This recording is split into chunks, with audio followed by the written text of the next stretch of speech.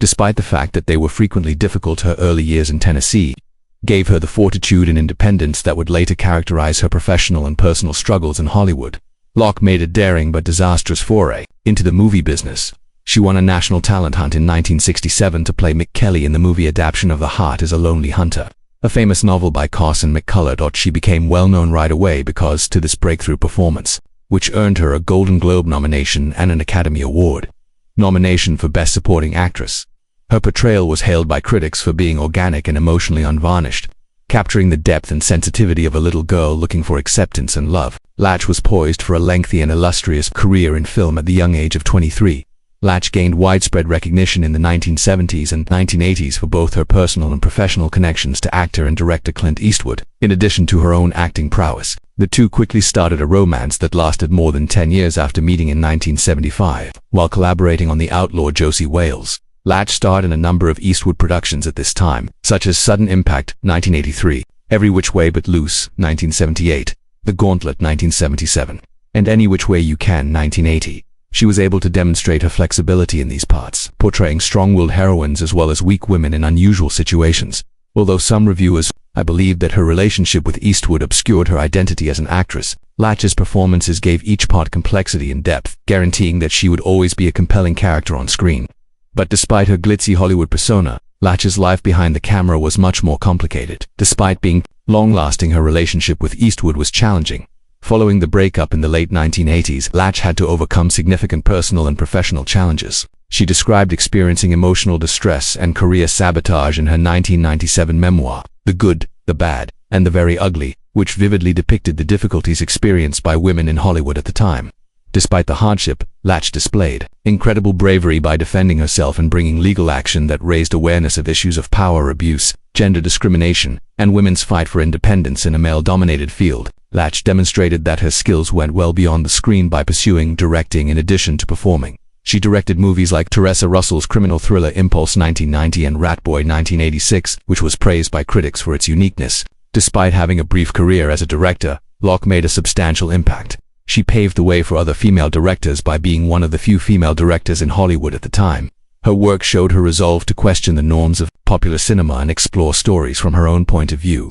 Locke also had health issues throughout his life. She fought against breast cancer in the 1990s and then experienced a recurrence of the illness.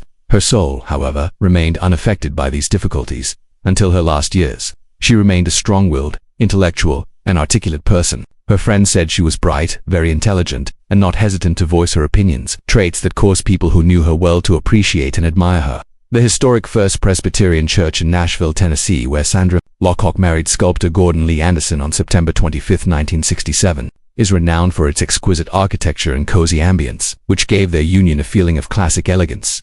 Dr. Walter Rowe Courtney officiated the ceremony, and his presence gave the proceedings a formal, dignified tone that emphasized the marriage's seriousness and profound personal meaning. This wedding was noteworthy because it happened only a week after Locke started principal photography on her groundbreaking movie, The Heart is a Lonely Hunter. It was a time in her life when she experienced a spectacular convergence of personal and professional accomplishments as evidence of their undying dedication. Locke and Anderson's marriage would last for more than 50 years, an incredible 51 years until her passing in 2018. Mutual regard and a strong emotional connection in a field where happily ever afters are infamously uncommon. However, Locke and Anderson had been dating for a long time prior to their wedding. She had known him since at least the late 1950s. Their relationship is said to have grown over a number of years, during which time they cultivated a close friendship that eventually turned into a sexual relationship. The fact that reports vary by up to 4 years on the precise date of their first meeting highlights how early in life Locke had been surrounded by encouraging and innovative individuals who would help mold her future. Locke and Anderson made the crucial choice to leave Tennessee in 1968. As a result of her growing renown and the influx of screenplay offers that came in the midst of Oscar buzz for her role in The Heart is a Lonely Hunter, they relocated to a chic condominium at the Andalucci in West Hollywood, a location known for drawing actors, artists, and other creatives, in search of both a fresh chapter in their personal lives and professional opportunities. In addition to putting Locke in the center of the entertainment sector, this move gave the pair access to a contemporary metropolitan lifestyle where Locke could focus on her developing film career and Anderson could continue working as a sculptor. Their existence together in West Hollywood evolved into a fusion of professional aspirations and personal intimacy, enabling them to thrive professionally while maintaining a close bond as partners. A major presence in Sondra Locke's personal life as well as on screen was Clint Eastwood, the renowned actor and director best known for his austere manner and iconic roles in westerns and action movies. Locke does not hold back from giving readers a very intimate look at her decades-long friendship with Eastwood in her memoir, exposing layers of both anguish and admiration. Her honest and well-punctuated words invite readers into the private world behind Hollywood's glitzy exterior while acting as both testimony and revelation. Locke establishes awe and vastness right away with his description of Eastwood. She states that he was enormous, which goes beyond the literal meaning of his size. Locke describes in her memoir how Eastwood's presence took up a space, his demeanor as strong and intimidating as his physique. In the early days of their relationship, she remembers sitting across from him and experiencing a mixture of intimidation and exhilaration. She points out that he had an irresistible magnetism that drew people in, demanded attention, and created an aura that few could avoid. She acknowledges that it was more than his height or demeanor. Something more profound was at work, a force that appeared to bend the air itself. Whether you wanted to be in command or not, you knew he was. Readers can experience firsthand what it was like to be in the orbit of someone whose impact seemed to go much beyond common measurements, thanks to Locke's findings. However, her narrative, it goes beyond just focusing on Eastwood's extravagant persona.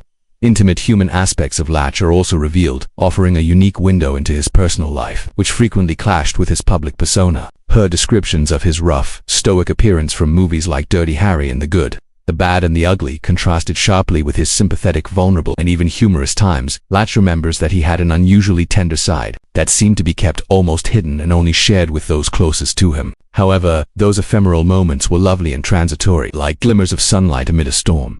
According to Locke, Eastwood's long-term relationship was both intensely romantic and tense because of this delicate balance between sensitivity and authority. The difficulties and complexity of dating a man of Eastwood's quality are also covered in Locke's story. She honestly considers how their relationship was impacted by his ego, popularity, and demanding schedule. It was like having lightning in your hands when you were with Clint. There was energy, brilliance, and danger all at once. She writes, "You had no idea when you might be hoisted or thrown off balance." Through these observations, Locke portrays both the thrill and the difficulties of being intimate with someone whose life seemed to be constantly monitored. She creates a picture that is passionate, complex, and terribly honest by sharing the emotional upheaval, miscommunications, and intimate moments. AHO shows a remarkable capacity to analyze her own emotions and reactions throughout her biography, offering a complex depiction of a relationship that was everything but straightforward. Her self-awareness as she recognizes her own part in the dynamic is mixed with her thoughts on Eastwood. She admits, "Yes, I was drawn to him, but I also knew I was entering a world where I might be overshadowed, where my own voice could be lost."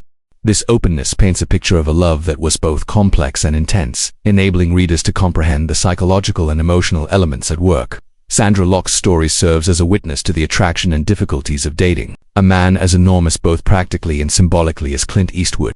Her writings offer readers an unbiased glimpse into the truths behind Hollywood legend by capturing the beauty, turmoil, power, and magnetism of their love. Locke captures the magnitude of Eastwood's presence as well as the deep influence he had on her life in lines like "He was massive," an influence that will mold her for years to come on an emotional, professional, and personal level in every way. Her autobiography is a daring, intimate, and fascinating examination of love, celebrity, and the difficulties of coexisting with one of the most recognizable characters in film. On November 3, 2018, Sondra Locke, who had spent a large portion of her adult life pursuing her professional and personal goals in Los Angeles, California, passed away at the age of 74 at her home. Medical sources stated that the cause of her death was cardiac arrest, which was linked to problems from breast and bone cancer, conditions she had been battling in private for a while. Locke's death signaled the end of an extraordinary life that had been much praised and closely examined, especially in light of her well-known Hollywood career and her very private relationship and health issues. Locke passed away.